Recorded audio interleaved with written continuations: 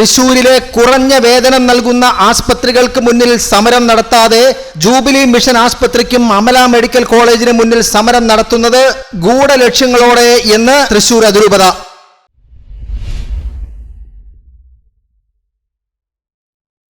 പലരും സ്വന്തം വേതനം മറച്ചുവെച്ച് നിഗൂഢമായ ലക്ഷ്യങ്ങളോടെ ഈ ആസ്പത്രികൾക്ക് നേരെ പ്രവർത്തിക്കുന്നു എന്നാണ് അതിരൂപതയുടെ ആരോപണം. ഇത് സംബന്ധിച്ച് തൃശൂർ അതിരൂപത മെത്രാപ്പൊലീത്ത മാർ ആൻഡ്രൂസ് താഴത്ത് പിതാവ് സർക്കുലർ ഇറക്കിയിരിക്കുകയാണ്. സ്നേഹവും കരുണയും കരുതലും ഒന്നിക്കേണ്ട ഇടമാണ് ആതുര ശുശ്രൂഷ രംഗം. അവിടെ ഭയന്നും വേദനിച്ചും എത്തുന്ന രോഗികളുടെ കാവൽ മാലാഖമാരായി വർത്തിക്കുന്നവരാണ് നഴ്സുമാർ. തങ്ങളുടെ ഉത്തരവാദിത്വം സ്തുത്യർഹമായി നിറവേറ്റുന്ന ധാരാളം നഴ്സുമാർ ഉണ്ട് എന്നത് സമൂഹത്തിന് ഒരു അനുഗ്രഹമാണ്. ആദരവോടും നന്ദിയോടും കൂടെ അവരെ ഓർക്കുന്നു. ദൗത്യബോധമുള്ള നഴ്സുമാരുടെ ക്ഷേമം ഉറപ്പുവരുത്തുക എന്നത് എല്ലാവരുടെയും കടമയാണ് എന്ന തിരിച്ചറിവും നമുക്കുണ്ട്. എന്നാൽ കഴിഞ്ഞ കുറച്ച് നാളുകളായി നഴ്സുമാരുടെ സമരങ്ങളെക്കുറിച്ചുള്ള വാർത്തകൾ നമ്മെ ആശങ്കപ്പെടുത്തുന്നവയാണ്. ചിലയിടങ്ങളിൽ സമരപരിപാടികൾ അവസാനിച്ചിട്ടുണ്ട് എങ്കിലും Thrissur jubilee mission medical college ആസ്പത്രി, അമല മെഡിക്കൽ കോളേജ് ആസ്പത്രി എന്നിവിടങ്ങളിൽ നഴ്സുമാരുടെ സമരം തുടരുകയാണ്. നമ്മുടെ ആസ്പത്രികളിലെ സേവനങ്ങൾ സമരം മൂലം തടസ്സപ്പെടുകയോ പരിമിതപ്പെടുകയോ ചെയ്യുമ്പോൾ അത് ഏറ്റവും പ്രതികൂലമായി ബാധിക്കുന്നത് സാധാരണക്കാരായ രോഗികളെയാണ് എന്ന കാര്യം നാം പ്രത്യേകം ഓർക്കണം. സമരക്കാരും അവരെ പിന്തുണയ്ക്കുന്നവരും പ്രചരിപ്പിക്കുന്ന വസ്തുതാവിരുദ്ധമായ കാര്യങ്ങൾ സഭാമക്കളിൽ പോലും ചിലപ്പോൾ തെറ്റിദ്ധാരണകൾ ഉണ്ടാക്കുന്ന സാഹചര്യത്തിലാണ് ഈ സംക്ഷിപ്ത വിശദീകരണം നൽകുന്നത്. 40 ദിവസത്തിലധികമായി തുടരുന്ന നഴ്സുമാരുടെ സമരം നീതീകരിക്കാൻ കഴിയാത്തതാണ് എന്നതിനുള്ള വ്യക്തമായ 10 കാരണങ്ങൾ താഴെ പറയുന്നവയാണ്. 1. രോഗികളുടെ ജീവൻ രക്ഷിക്കാൻ ഓരോ നിമിഷവും ജാഗ്രതയോടെ പ്രവർത്തിക്കേണ്ട ആരോഗ്യ മേഖലയുടെ സുഗമമായ നടത്തിപ്പിനെ ഈ സമരം തടസ്സപ്പെടുത്തിയിരിക്കുന്നു. 2. വേണ്ടതായ നിയമപരമായ മുന്നറിയിപ്പുകൾ നൽകാതെയാണ് പലപ്പോഴും സമരപരിപാടികൾ ആരംഭിച്ചിട്ടുള്ളത്. നിയമവ്യവസ്ഥകൾ പാലിക്കാത്തത് സ്ഥാപനങ്ങളെ തകർക്കുക എന്ന ലക്ഷ്യത്തോടെയാണ്. 3. അത്യാഹിത വിഭാഗം, തീവ്രപരിചരണ വിഭാഗം, ശസ്ത്രക്രിയാ വിഭാഗം എന്നിവിടങ്ങളിലെ സേവനം തടസ്സപ്പെടുത്തുന്ന വിധത്തിൽ സമരത്തിൽ പങ്കെടുക്കാൻ പാടില്ല എന്ന കോടതി നിർദ്ദേശം അവഗണിക്കപ്പെട്ടു. മരണത്തോട് മല്ലിടുന്ന രോഗികളുടെ അരികിൽ നിന്ന് പോലും ശുശ്രൂഷകരെ പിൻവലിക്കുന്നത് മനസാക്ഷിയുള്ള ആർക്കും അംഗീകരിക്കാനാവില്ല. 4. പ്രാബല്യത്തിലുള്ള സർക്കാർ വേതന വ്യവസ്ഥകളിൽ നിഷ്കർഷിച്ചിട്ടുള്ളതിൽ കൂടുതൽ വേതനം നഴ്സുമാർക്ക് നമ്മുടെ ആസ്പത്രികൾ നൽകി വരുന്നുണ്ട് എന്നതാണ് യാഥാർത്ഥ്യം.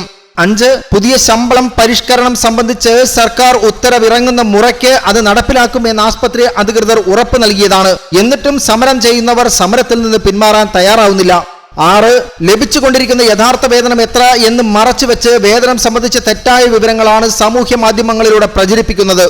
7. നമ്മുടെ ആസ്പത്രികളിലെ ഭൂരിഭാഗം നഴ്സുമാരും ഈ സമരത്തെ അനുകൂലിക്കുന്നില്ല.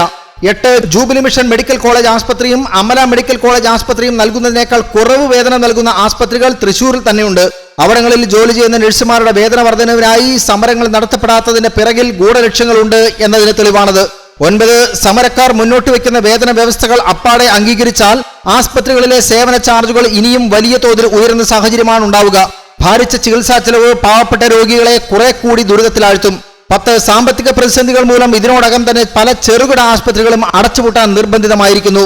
നഴ്സുമാരുടെ സമരങ്ങളുടെ പശ്ചാത്തലവും ദിശയും നാം ശാന്തമായി വിലയിരുത്തുമ്പോൾ നഴ്സുമാർക്ക് ഉയർന്ന വേതനം നേടിക്കൊടുക്കുക എന്നതിനപ്പുറത്ത് മറ്റു നിഗൂഢ ലക്ഷ്യങ്ങൾ ചില തൽപര കക്ഷികൾക്കുള്ളതായാണ് മനസ്സിലാവുന്നത്. ആരോഗ്യ പരിപാലന മേഖല കോർപ്പറേറ്റുകൾക്ക് തീരെഴുതി കൊടുത്ത് ചികിത്സാ ചെലവുകൾ കുത്തനെ വർദ്ധിപ്പിക്കാൻ ചിലർ നടത്തുന്ന തന്ത്രപരമായ നീക്കങ്ങളായാണ് ഈ സമരത്തെ വിലയിരുത്തപ്പെടുന്നത്. ഇതിലേറ്റവും വേദനാജനകമായ കാര്യം സമരത്തിന്റെ യഥാർത്ഥ ഉദ്ദേശങ്ങൾ സമരപ്പന്തലിൽ ഇരുന്നുരുകുന്ന നഴ്സുമാർക്ക് പോലും വേണ്ട വിധത്തിൽ ഗ്രഹിക്കാൻ കഴിഞ്ഞിട്ടില്ല എന്നതാണ്. നമ്മുടെ മഹത്തായ ദൗത്യബോധം മറ്റാരുടെയെങ്കിലും തന്ത്രങ്ങൾക്ക് ഉപകരണമാകരുത് എന്ന തിരിച്ചറിവ് ആതുര ശുശ്രൂഷ രംഗത്ത് പ്രവർത്തിക്കുന്നവർക്കുണ്ടാകേണ്ടതാണ്. സമരപരിപാടികൾ തുടരുന്ന സാഹചര്യത്തിലും സമരം തൃശൂർ അതിരൂപതയെ അവഹേളിക്കാനുള്ള അവസരമാക്കിയിരിക്കുന്നതിനാലും ഇക്കാര്യത്തെക്കുറിച്ച് ഇടവകകളിൽ ബോധവൽക്കരണം നടത്താനും പൊതുസമൂഹത്തോട് സംവദിക്കാനും നാം നിർബന്ധിതരായിരിക്കുകയാണ്. അതിരൂപതയിലെ സംഘടനകളുടെയും പ്രസ്ഥാനങ്ങളുടെയും നേതൃയോഗം ശുപാർശ ചെയ്തതനുസരിച്ച് ഈ വരുന്ന ഏപ്രിൽ 29 ബുധനാഴ്ച ഉച്ചകഴിഞ്ഞ് 4:30 തൃശൂർ കിഴക്കേക്കോട്ടയിൽ വെച്ച് ഒരു വിശദീകരണ യോഗം സംഘടിപ്പിക്കുവാൻ തീരുമാനിച്ചിട്ടുണ്ട്. തൃശൂർ അതിരൂപതയുടെ ആഭിമുഖ്യത്തിൽ നടത്തുന്ന പ്രസ്തുത വിശദീകരണ യോഗത്തിലേക്ക് ഏവരെയും സ്നേഹപൂർവ്വം ക്ഷണിക്കുന്നു. ആതുര ശുശ്രൂഷ രംഗത്ത് അർപ്പണബോധത്തോടെ സേവനം ചെയ്യുന്ന നഴ്സുമാരുടെ ന്യായമായ അവകാശങ്ങൾ മനസ്സിലാക്കി അവരുടെ ക്ഷേമം ഉറപ്പാക്കാൻ നാം എന്നും പ്രതിബദ്ധതയോടെ പ്രയത്നിക്കണം എന്നതിൽ തർക്കമില്ല. അതോടൊപ്പം ഭൂരിപക്ഷം വരുന്ന സാധാരണക്കാർക്ക് മിതമായ നിരക്കിൽ ചികിത്സാ സൗകര്യം ഒരുക്കുന്നതിന് നമുക്ക് കടമയുണ്ട്. അതുകൊണ്ട് ഏപ്രിൽ 29 തൃശൂർ കിഴക്കേക്കോട്ടയിൽ നടത്തുന്ന വിശദീകരണ യോഗത്തിലേക്ക് നിങ്ങളുടെ സാന്നിധ്യം പ്രതീക്ഷിക്കുന്നു എന്നാണ് മാർ ആൻഡ്രൂസ് താഴത്ത് പിതാവിന്റെ സർക്കുലറിൽ പറയുന്നത്.